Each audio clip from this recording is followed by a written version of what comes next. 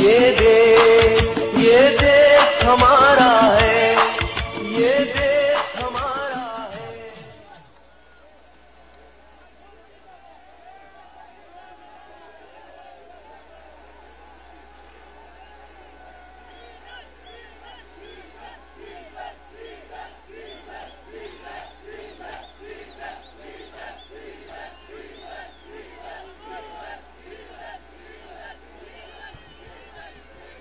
बिस्मिल्लाहिर्रहमानिर्रहीम।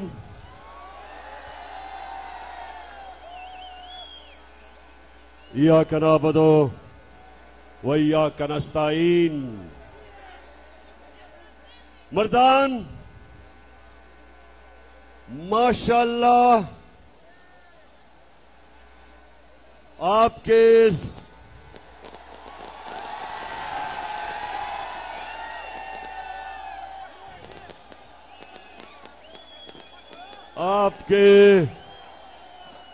इस जज्बे और जुनून का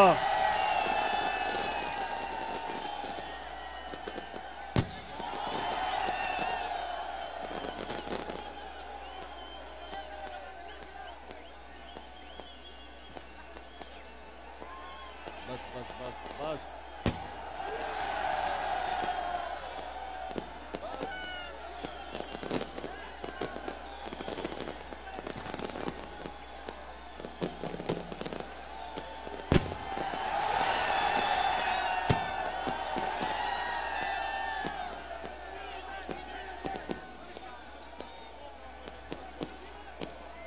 शुक्रिया शुक्रिया।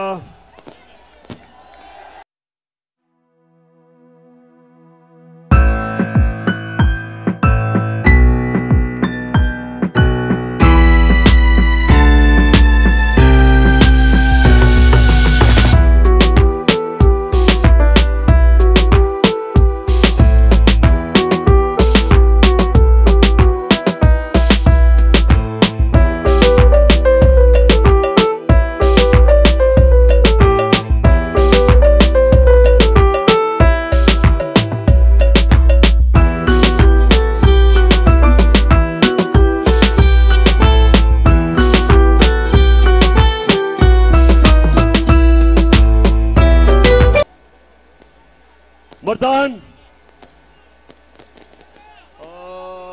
बस कितनी देर और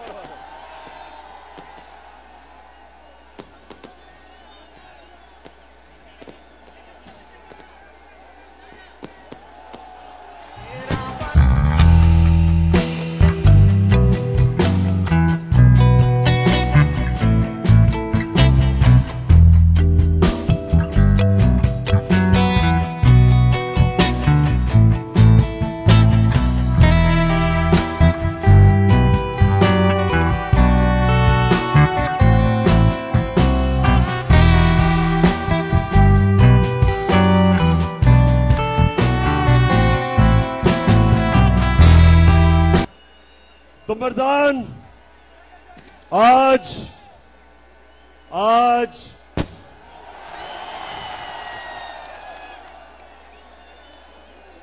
कितनी देर और है? बस मर्दान, इतने शानदार इस्तकबाल का दिल से शुक्रिया अदा करता हूं। बहुत बहुत शुक्रिया आपका। अच्छा मर्दान, मेरा आपके पास मकसद, यहां मेरा मकसद आने का एक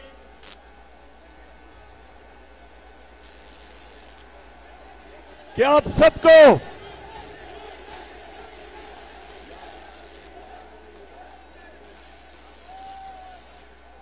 मेरा मकसद आज मर्दान आने का एक, मैं आप सबको तैयार कर रहा हूं कि आप जब मैं कॉल दूंगा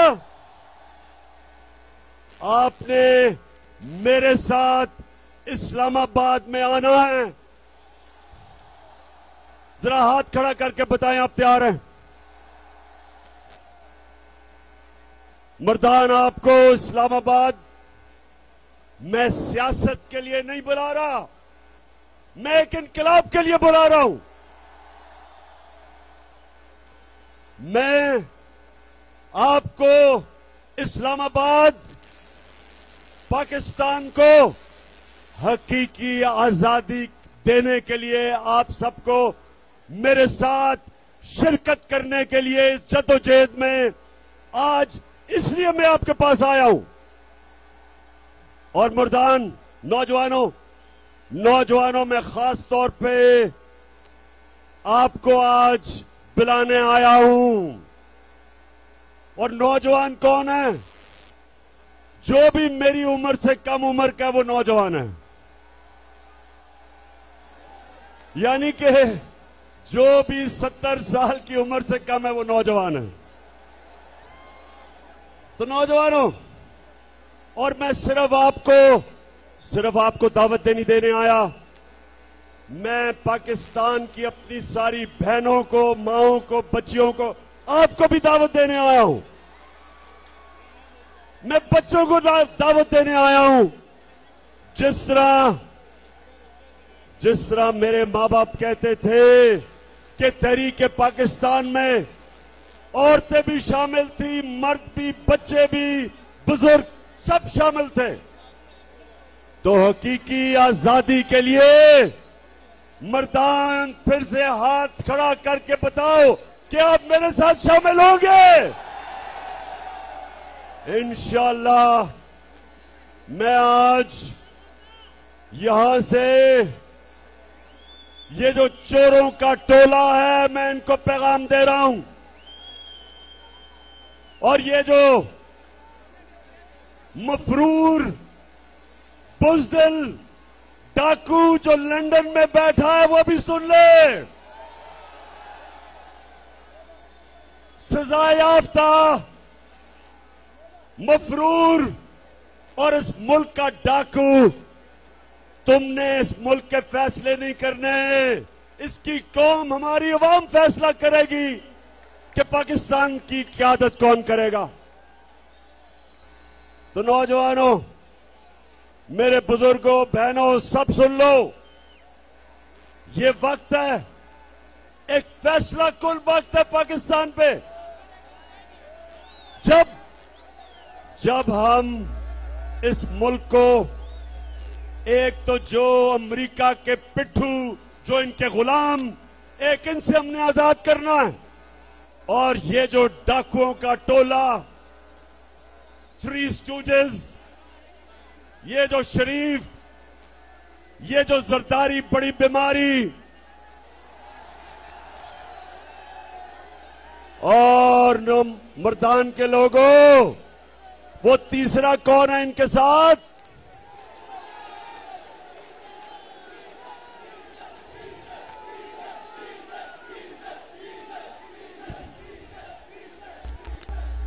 डीजल जिसने आते साथ ही,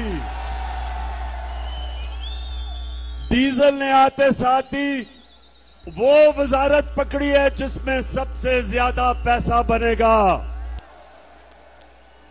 एनएचए, यानी कि सड़कें बनाने पे सबसे ज्यादा कमीशन होती है, तो डीजल ने वो वजारत पकड़ ली है। और मेरे मर्दान के नौजवानों, मेरे बुजुर्गों, बच्चों और मेरी बहनों, ये सुन लें आप मेरी बात।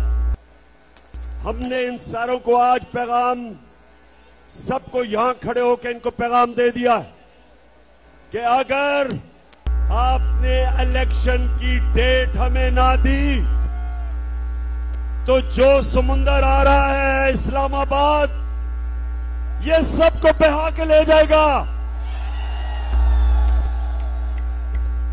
सारा पाकिस्तान आज तैयार है, मुल्क तैयार है। मुल्क की तौहीन की गई, हमारी कौम को जलील किया गया।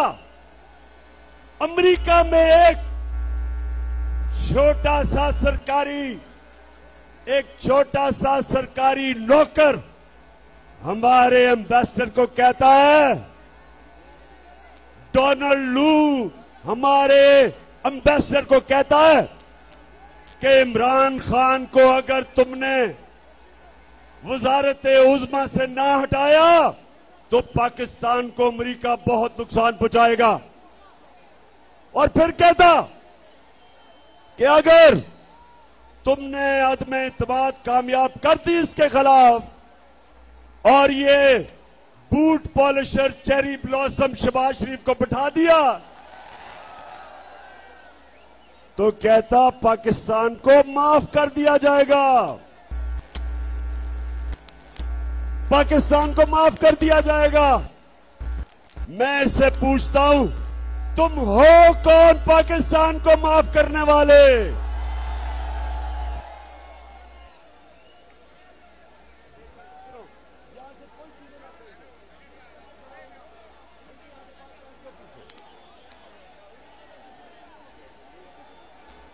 तो नौजवानों, क्या हम अमरीकियों के गुलाम हैं?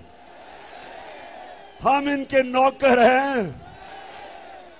हम इनके नौकर या गुलाम नहीं हैं। ये शहबाज शरीफ बूट पॉलिशर चेरी ब्लॉसम ये है गुलाम। आसिफ जरदारी जिसके अरबों अरबों डॉलर बाहर पड़े वो है उनका गुलाम। और नवाज शरीफ जिससे ज्यादा बुज़दिल आदमी मैंने कभी जिंदगी में देखा ही नहीं है। हर वक्त दुम दुबा के बाहर भाग जाता है। ये है उनका गुलाम। और वो है गुलाम मौलाना डीजल। खैर मौलाना नहीं उसे कहना चाहिए, डीजल कह रहा हूं मैं। मौलानाओं की मैं बड़ी इज्जत करता हूं। मैं अपने दीनी उलमा की इज्जत करता हूं। इसको मैं कह ही नहीं सकता मौलाना, क्योंकि ये डीजल के परमिट पे बिकने वाला है। इसने अमेरिकी एम्बेसडर एन पैटरसन को कहता, नौजवानों, अमेरिकी एम्बेसडर एन पैटरसन थी आज से 10 साल पहले, उसे कहता कि आप मुझे भी मौका दे दें, मैं आपकी खिदमत बेहतर करूंगा इनसे। तो ये हैं उनके गुलाम। हमारी कौम गैरतमंद है।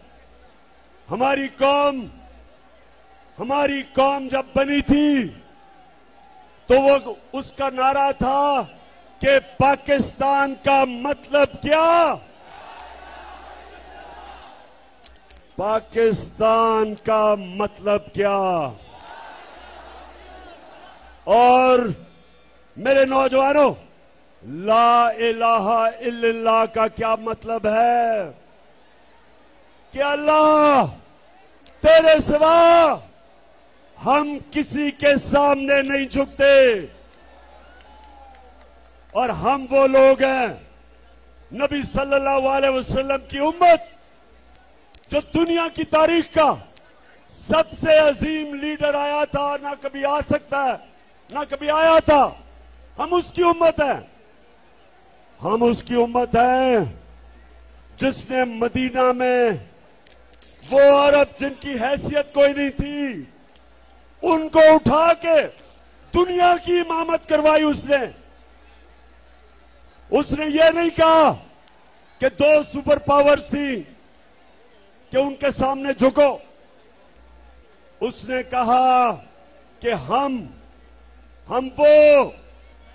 हम अल्लाह की वो मखलूक हैं जो दुनिया को इमामत देने आए हैं।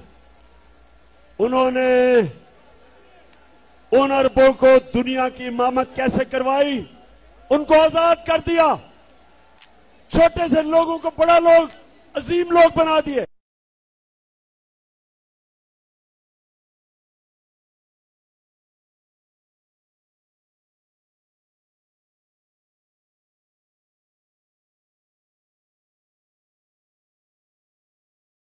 है खौफ की जंजीर। खौफ की जंजीर।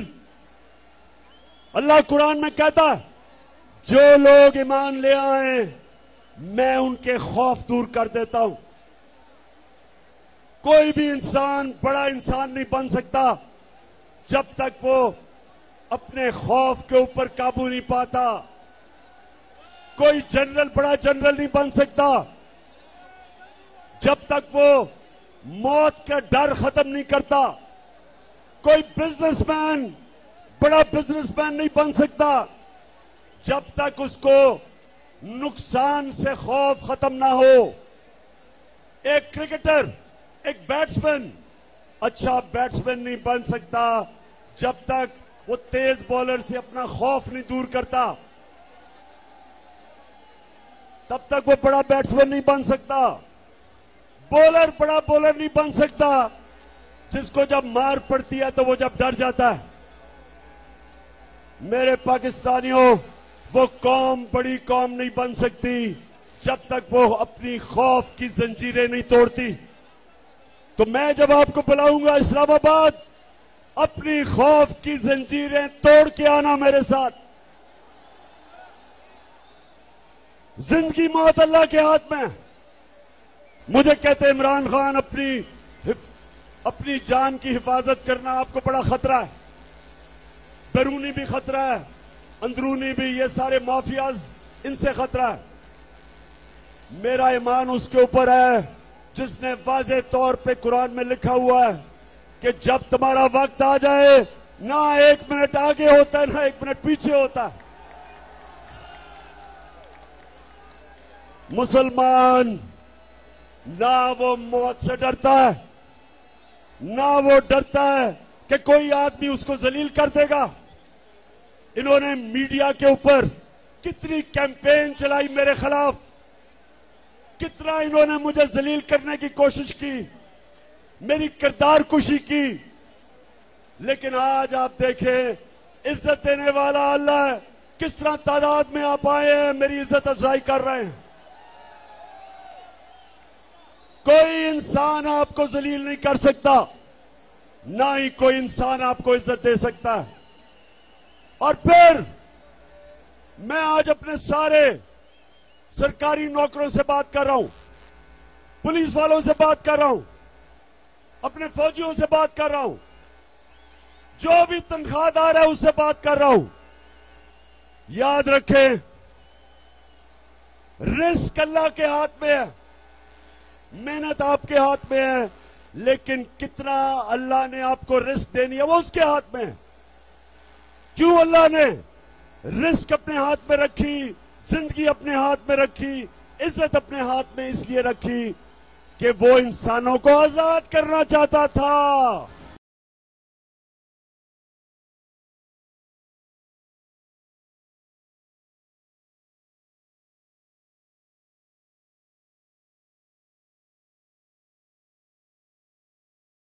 यही मेरे नबी सल्लल्लाहु अलैहि वसल्लम ने मदीना में किया। उसने इंसानों को आजाद कर दिया। वो जो इंसान जिनकी हैसियत नहीं थी, दुनिया की उन्होंने इमामत की। मौलाना रूमी कहता है, नौजवानों ये मैं आपके लिए कह रहा हूं, मौलाना रूमी कहता है कि जब अल्लाह ने आपको पर दिए, जब अल्लाह ने आपको पर दिए उड़ने के लिए, तो क्यों जमीन पे चूंटियों की तरह रेंग रहे हो? हमें अल्लाह ने पर दिए हैं। हमारे नबी सल्लल्लाहु अलैहि वसल्लम ने मदीना के लोगों को पर दे दिए, उनकी परवाज ऊपर कर दी, अजीम लोग बना दिए, खौफ खत्म कर दिए, बड़ी सोच दे दी, आजाद कर दिया।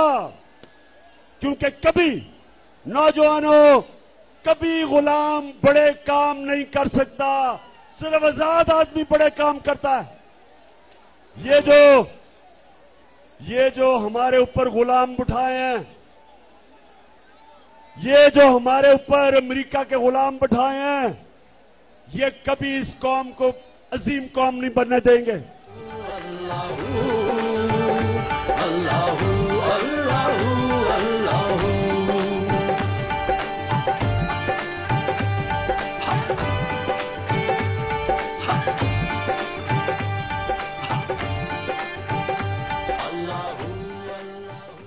अच्छा मर्दान, जरा आपने थोड़ी सी खामोशी से मेरी बात सुननी है।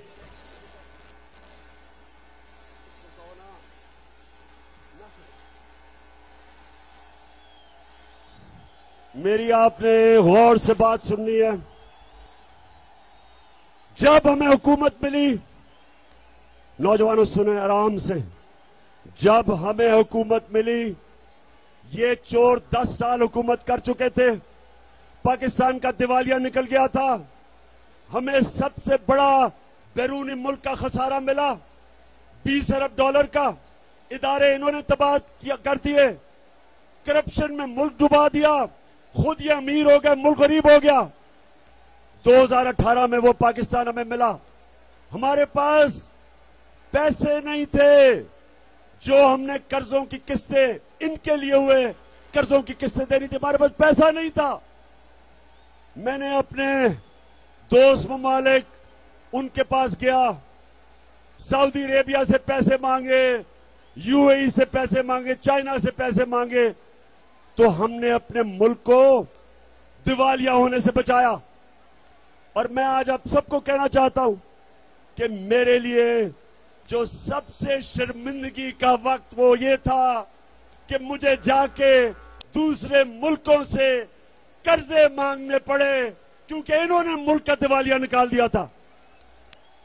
नौजवानों, ये याद रखें, कभी भी जब आप किसी के सामने हाथ फैलाते हैं, आप अपनी इज्जत खो बैठते हैं। तो जब मुल्क दूसरे मुल्कों से इमदाद और कर्जे लेता है, उसकी इज्जत नहीं रहती। और इनकी वजह से हमारे मुल्क के ऊपर कर्जे चढ़े, इन्होंने दिवालिया निकाला, इदारे तबाह किए। वो हमें पाकिस्तान मिला था 2018 को, और मेहनत से हमने मुल्क को खड़ा किया। हमने बाहर से अपने मुल्क की मदद करके, बाहर से जो पैसे लिए, अपने मुल्क किया।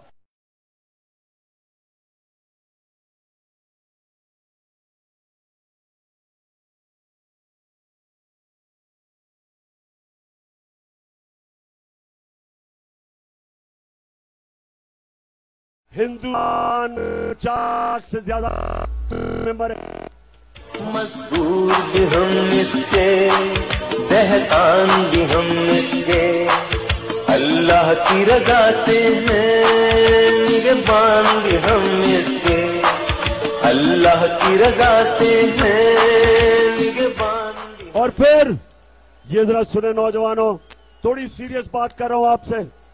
हमने अपने मुंह पैर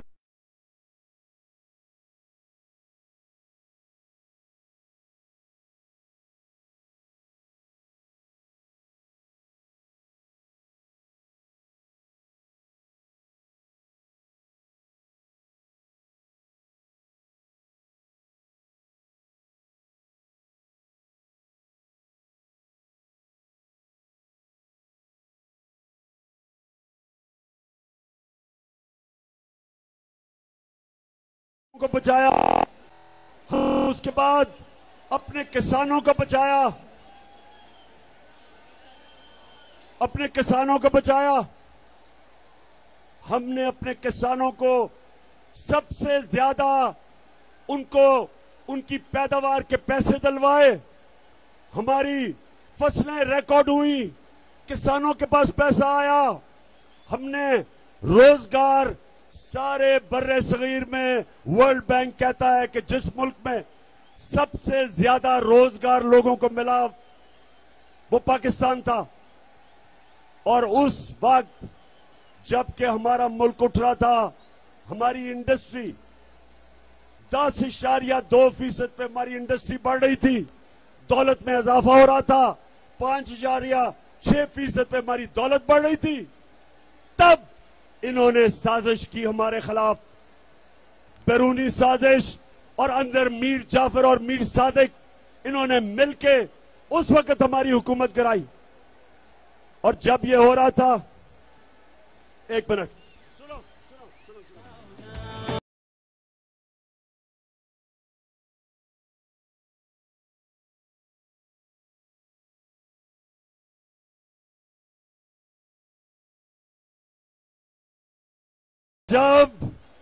जब मुझे पता चला साजिश का,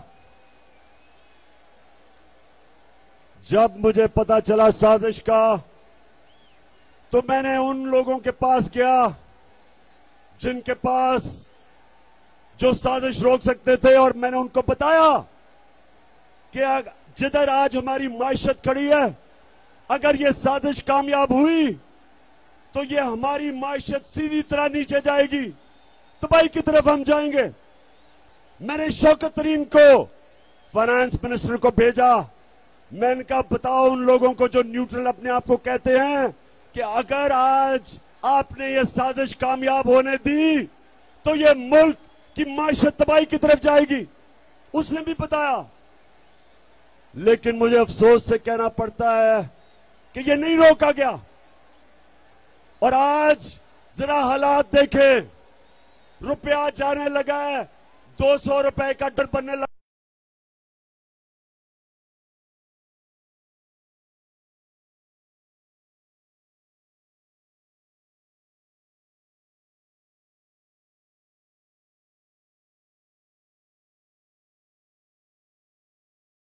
पूछे से आ रही कितनी, और मुझे पता है किन किन मीडिया हाउसेस पे पैसा चल रहा था जब इन्होंने पूरी कैंपेन चलाई हमारे खिलाफ। आज हालात देखें, और आज हालात इसलिए कि जब मुल्क पैर पे खड़ा हो रहा था तब इन्होंने साजिश करके हमारी गवर्नमेंट गिराई। तो मैं आज, एक मिनट,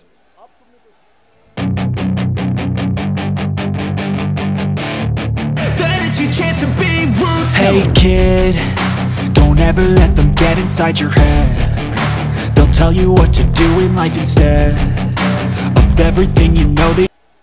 मुझे पता है कि किस किस आदमी ने साजिश की है। एक एक साजिशी मीर जाफर की शक्ल मेरे दिल के ऊपर लिखी हुई है कि किन्होंने इस मुल्क को साजिश करवाई। मैं सुप्रीम कोर्ट के चीफ जस्टिस से कहना चाहता हूं कि प्रेसिडेंट साहब ने जो आपको खत लिखा है, एक कमीशन बैठाएं और पूछें कि हमारे मुल्क से किसने यह गद्दारी की है, और पूरी तरह ओपन कोर्ट में हेयरिंग करवाएं ताकि सारी कौम को पता चले कि ये मीर जाफर और मीर सादिक जिन्होंने किन के साथ मिलकर आज इस मुल्क को यहां खड़ा किया। और आज इस हुकूमत के पास कौन सा रास्ता है? आज इनके पास सिर्फ एक रास्ता है। अब ये अमेरिकनों के पास जाएंगे, वो बिलावल अभी जाएगा अमेरिका, और याद रखें ये वो बिलावल है जिसकी अमेरिका के जो सिक्योरिटी एजेंसीज उन्होंने इसका टेलीफोन रिकॉर्ड किया। ये जब इसकी वालदा इसको बता रही थी कि किधर किधर बैरूनी मुल्कों में तुम्हारे पैसे पड़े हुए हैं, उनको सब कुछ पता है कि किसके पास पैसे पड़े हैं, किधर पड़े हैं। ये कभी उनके सामने अपने मुल्क की मफादात की बात नहीं करेंगे। और ये जब आ जाएगा, ये सिर्फ एक चीज मांगेगा कि हमारी मदद कर दे, हमें पैसे दे दे, क्योंकि नहीं तो इमरान खान वापस आ जाएगा। अब अगर अमेरिकनों को मैं बहुत अच्छी तरह जानता हूं, अमेरिकन एक चीज कहते हैं, there is no free lunch, यानी कि मतलब ये कि जो भी हम तुम्हारी इमदाद करेंगे उसकी एक कीमत होगी। और कीमत क्या होगी पाकिस्तानियों? कीमत आपकी आजादी होगी। वो आपसे फिर वो कहेंगे कि हमें बेसिस चाहिए। वो जिस तरह हमने उनकी जंग में शिरकत करके, और पख्तूनख्वा के लोगों को तो पता है कि किस तरह तबाही मची थी पख्तूनख्वा में जब उनकी जंग में शिरकत की थी। आपको तो पता है कितने लोगों ने शहादतें दी, कितने हमारे पुलिस वाले शहीद हुए, कितने हमारे फौजी शहीद हुए।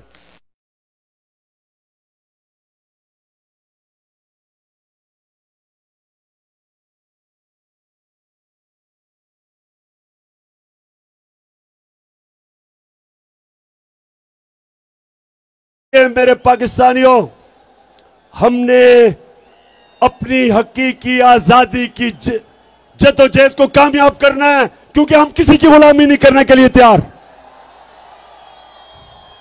इन्होंने इनकी जरूरत नहीं होगी कि अमेरिकनों को कहें कि जनाब हमें रूस से 30% कम कीमत पे तेल मिल रहा था, यानी कि हम पेट्रोल और फजल रहमान को 30% कम आपको बेच सकते थे और 30% कम हमें गंदम मिल रही थी अमेरिकनों से, रूसियों से। इसलिए हम, क्योंकि हमारी पॉलिसी अपने लोगों के बेहतरी के लिए थी, हमारी फॉरेन पॉलिसी, हम सबसे दोस्ती करना चाहते हैं, लेकिन हमारी कोशिश कि मेरे लोगों का फायदा हो। आपने मुझे इलेक्ट किया था, मैंने तो आपका फायदा करना था। तो इसलिए जब एक गुलाम हुकूमत आती है, उनको वो करना पड़ता है जो हुक्म मिलता है। ये नहीं, रूस से ये नहीं 30% कम तेल खरीदेंगे या गंदम, क्योंकि इनको हुक्म नहीं है। इनको वो करना पड़ेगा जो अमेरिका कहेगा। यूक्रेन के अंदर इनको रूस के खिलाफ स्टेटमेंट देनी पड़ेगी। मुझे भी कहा था कि रूस के खिलाफ करो, मैंने कहा वो हमारी जंग ही नहीं है, हम क्यों उनके खिलाफ कहें। आपने कश्मीर में हिंदुस्तान के खिलाफ कभी स्टेटमेंट दी है? आपने इसराइल के खिलाफ स्टेटमेंट दिया जो फलस्तीनियों से वो कर रहे हैं, तो हम क्यों आपकी जंग में शिरकत करें। लेकिन अब जब गुलाम ऊपर बैठ जाए तो इनको वो करना पड़ेगा जो अमेरिका इनको हुक्म करेगा। और मेरे मर्दान के लोगों, आपने जब इस्लामाबाद आना है, एक और वजह है आपकी इस्लामाबाद आने की, और वो ये है कि जो सारे चोर डाकू इन्होंने ऊपर बैठा दिए, कहीं दुनिया में ये नहीं है कि एफआईए के अंदर शहबाज शरीफ और बेटों की 24 अरब रुपए के करप्शन के केस है, मनी लॉन्ड्रिंग के केस है।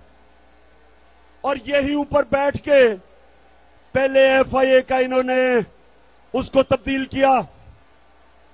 जब इन्होंने उसका ऑफिसर तब्दील किया एफआईए का, उसको इन्होंने रिजवान, डॉक्टर रिजवान, सब याद रख लें नाम डॉक्टर रिजवान का, एक बड़ा दिलेर और काबिल एफआईए का ऑफिसर था। उसको हमजा शरीफ ने धमकियां दी कि तुम मुजाल कैसे मेरे खिलाफ केस करते हो, और उसके ऊपर इन्होंने इतना दबाव डाला कि वो बेचारा हार्ट अटैक से मर गया। ये वही हुआ था जब एमक्यूएम के खिलाफ नसीरुल्लाह बाबर का ऑपरेशन हुआ था। जब एमक्यूएम में नसीरुल्लाह बाबर का ऑपरेशन हुआ था, तो एमक्यूएम ने जब नवाज शरीफ इक्तदार में आया, तो एक एक पुलिस ऑफिसर जिसने ऑपरेशन किया था, सबको चुन चुन के एमक्यूएम ने कत्ल किया। उसके बाद कराची की पुलिस खत्म हो गई। आज भी कराची में रेंजर्स हैं, क्योंकि कभी उसके बाद उनकी पुलिस उसके बाद खड़ी नहीं हुई। इसी तरह ये जब चोर ऊपर आ गए और इदारों पे बैठ गए हैं, सारे हमारे इदारे अब तबाह होंगे। और जब मुल्क के इदारे तबाह होते हैं, मुल्क तबाह हो जाता है।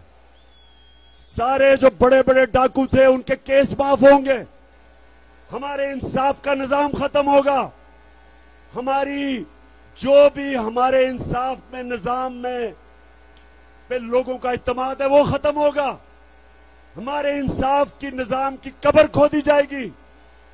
इस मुल्क में जो हजरत अली कहते थे कि कुफर का निजाम चल जाएगा, लेकिन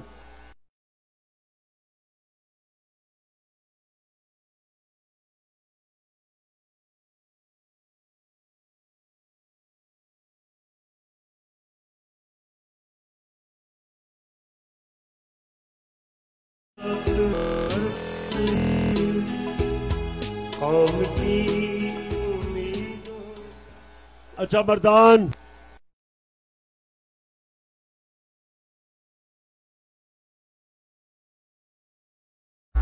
चीफ इलेक्शन कमिश्नर, इसके होते हुए मुल्क में साफ और शफाफ इलेक्शन नहीं हो सकते। हम जब सारे पहुंचेंगे इस्लामाबाद, हम एक इलेक्शन चाहेंगे और दूसरा साफ और शफाफ इलेक्शन जो इस चीफ इलेक्शन कमीशन के नीचे नहीं हो सकते। आपने सबने देखा, आपने लोटों को देखा, बताओ आपने पेशावर के लोटे को देखा, आपने देखा कि कैसे इन्होंने अपने आप को बेचा, अपनी पार्टी से गद्दारी की, अपने हल्के से गद्दारी की, आइन से गद्दारी की, हमारी जमहूरियत से गद्दारी की इन लोटों ने। लेकिन इलेक्शन कमीशन को सारी पाकिस्तान को पता है कि लोटे कौन है। आपको पता है लोटे कौन है? बताएं, मर्दान बताओ, आपने लोटे देखे हैं? आपने सारे पाकिस्तान में सारा वतन साथियों मुजाहिदों जाग उठा है, सारा वतन साथियों मुजाहिदों। सारे पाकिस्तान ने लोटे देखे हैं, लेकिन इलेक्शन कमिश्नर को नहीं नजर आ रहे। वो कानून ढूंढ रहे हैं उनको बचाने के लिए। ये कानूनी मसला नहीं है इलेक्शन कमिश्नर, ये अखलाकियात का मसला है, ये मॉरल वैल्यूज का मसला है, ये मुल्क की फ्यूचर का मसला है। ये हमारे नौजवानों के सामने जब अपने वोट बेचते हैं, जब अपने जमीर बेचते हैं, तो ये हमारे मुल्क की अखलाकियात तबाह करते हैं। और इलेक्शन कमिश्नर, सारी कौम आपकी तरफ देख रही है, और अगर आपने इन लोटों को बचाया तो याद रखें ये कौम आपके इर्द गिर्द भी निकलेगी, आपको भी माफ नहीं करेगी। सबको पता है हमने किन किन ने मिलकर इस मुल्क से गद्दारी की। और आखिर में आखिरी बात करने जा रहा हूं, आखिरी बात। मर्दान फिर से मुझे ये बताओ कि 20 को और 20 के बाद जब मैं कॉल दूंगा तो हाथ खड़ा करके बताओ कि आप इस्लामाबाद पहुंचेंगे। मुझे ये मुखालिफ कहते हैं कि जी बड़ी गर्मी होगी, लोगों को गर्मी होगी, लोग नहीं पहुंचेंगे। अगर मुझे इमरान खान को, अगर 70 साल इमरान खान को गर्मी नहीं लगती तो मेरे नौजवानों को भी गर्मी नहीं लगेगी। वतन का मैदान लाशों से पट जाएगा, लाशों से पट जाएगा। आज दुश्मन का तख्ता उलट जाएगा। हर जरी सब शिकन, हर जवा तेग जन, हर जरी सब शिकन, हर जवा तेग जन। जाग उठा है सारा। हमने इस्लामाबाद 3 वजह से निकलना है। नंबर 1 कि हम वो उम्मत हैं नबी सल्लल्लाहु अलैहि वसल्लम की जो किसी इंसान, किसी सुपर पावर की गुलामी नहीं करता। हमने अपनी हकीकी आजादी के लिए सबसे पहले निकलना है। नंबर 2, ये जो पाकिस्तान के सबसे बड़े डाकू हैं, हमने इनके खिलाफ निकलना है कि हम किसी सूरत इन चोरों और डाकुओं को अपने ऊपर मुसल्लत नहीं होने देंगे।